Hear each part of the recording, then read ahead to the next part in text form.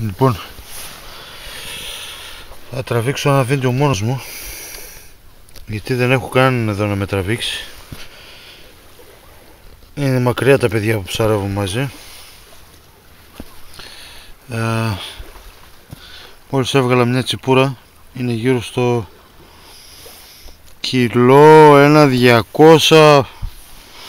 Έτσι παιδιά, να και το εγκριστράκι εδώ. Μόλις την βγάλαμε,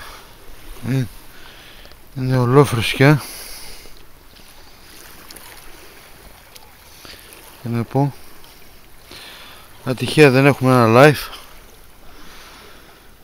εκεί για τους φίλους μας στο κανάλι, για το ψάρεμα τσιπούρας από το Διονύση Σαμότα. Ένα ψαράκι για τους φίλους του ψαρέματος. Τώρα παιδιά, δυστυχώς είπαμε δεν έχω live, γιατί δεν έχω κανένα να με τραβήξει, έτσι. Και τώρα εξάλλου το βράδυ δεν φαίνεται και πολύ καλά. Είναι ότι το χειρότερο τώρα να δείξουμε τώρα το ψαράκι αυτό. Σε ζωντανή λήψη, αν το είχαμε και πως βγήκε, θα ήταν το τέλειο βίντεο για να το δείξουμε, έτσι. Ήταν αρκετά ζόρικα. Ελπίζω να έχουμε κανένα καλό. Ήταν το πρώτο ψάρι για απόψε, μια και το φεγγάρι δίνει και παίρνει.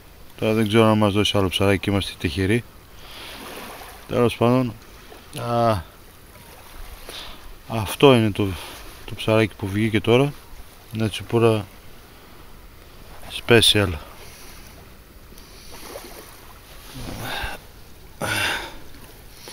Ωραία.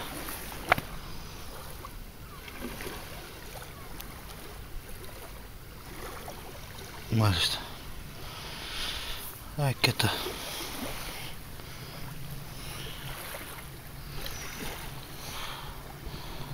Good fish.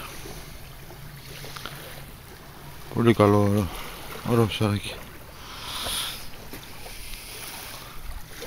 Τώρα μακάρι αύριο το πρωί, με το πρώτο φως της ημέρας, να έχουμε κανένα ψαράκι να τραβήξουμε ζωντανά ένα βίντεο,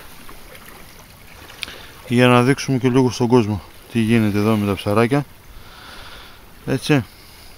Ευχαριστώ πολύ για τους φίλους ψαράδες. Τα λέμε. Ψάρεμα τσιπούρας.